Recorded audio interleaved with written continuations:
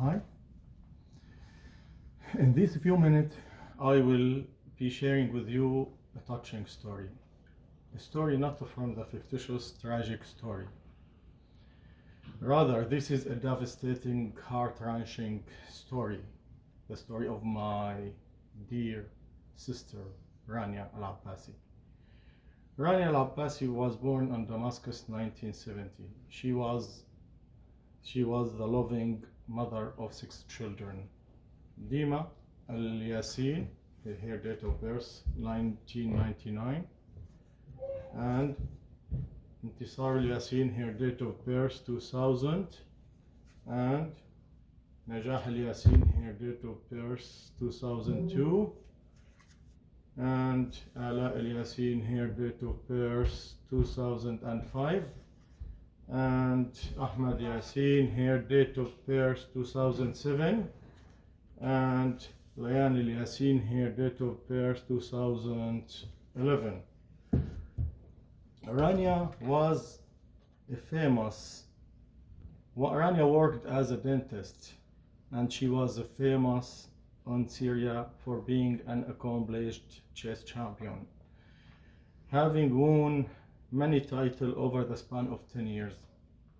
She participated on championships across the world, including the Chess Olympiad on Greece, Salonique, and Chess Olympiad on United Arab Emirates, Dubai, and she participated on Arab tournament in Algeria and Kuwait and Qatar and Jordan.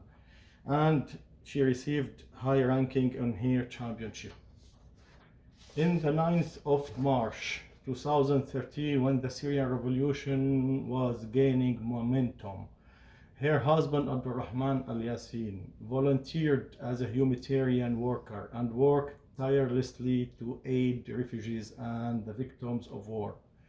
As a punishment for his noble work, the Syrian military security forces raided his home and found him providing aid to severely tortured young men. The Syrian security forces arrested Abdurrahman and ordered my sister and her children to forcefully stay in her house and never step out of it.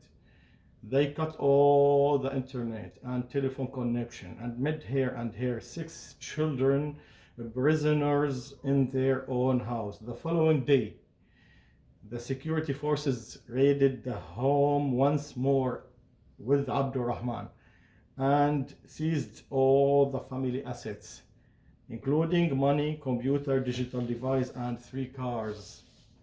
My sister was absolutely devastated. Her home was ransacked and her husband arrested, and the security of the family was under threat. The day following the raid, her office secretary Majduleen Al-Qadi, which born in Damascus 1994, a young lady, her office secretary Majduleen Al-Qadi visited her to console and comfort her.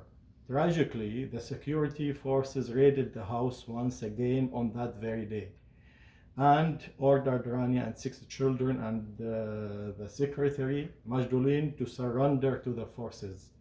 They even arrested Majduleen, whose only crime was comforting her dear friend. Since that tragic day of March 11, 2013, they vanished, and we have never heard from Rania and her kids and Majduleen ever again. I ask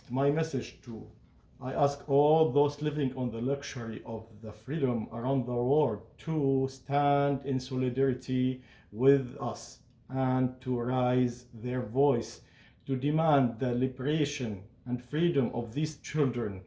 Kids belong to school, university, not prisons.